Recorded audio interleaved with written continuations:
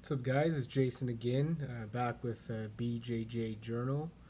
Um, I figured with this channel I could make a kind of a belt series. As I progressed, I would give advice based on the current level that I'm on, and you'd be able to search each belt.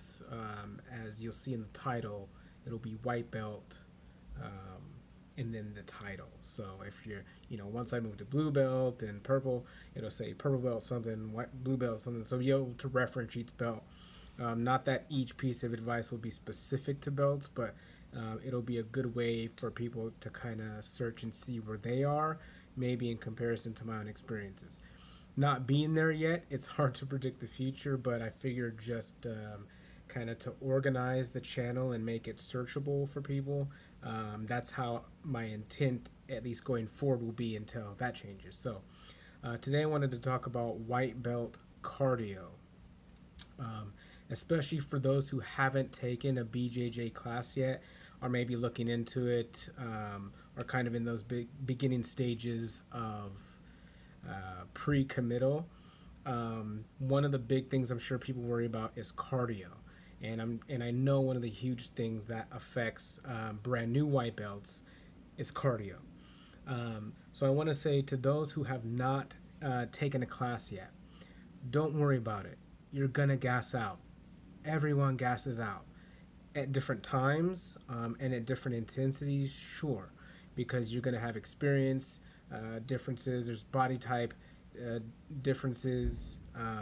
Some people have just been athletic their whole lives, whereas someone like me is just kind of now exploring the athletic side of myself in taking Brazilian Jiu Jitsu. So, um, if cardio is a concern, just get over it.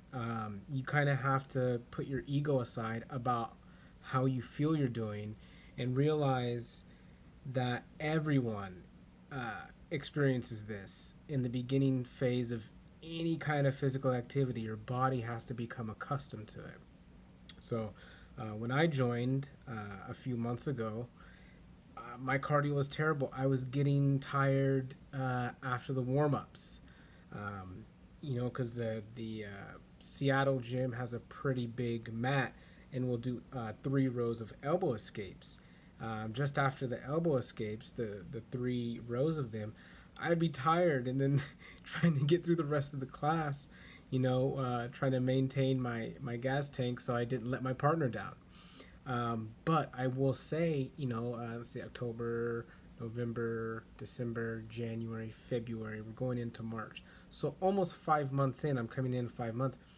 My body is becoming accustomed, and so I'm not only making it through the warm ups and the drilling session, but I've been having energy left over, and so I even stayed for a day of sparring last week just to test myself, see where I was. Um, and I felt good that I'm not doing anything cardio specific outside of jiu-jitsu. Maybe a little bit of kettlebell work, which is great cardio, but I don't do it enough to say it's really contributing, because I just try to do strength building moves and maybe mobility increasing moves. But um, if you're worried about the cardio, don't worry about it. If you gotta, the thing is if you're going through the class and you gas, you just sit to the side and you catch your breath in the most timely manner possible, and then you jump back in, and no one looks at you funny because everyone's been through it and everyone knows. You're not expected to go day one.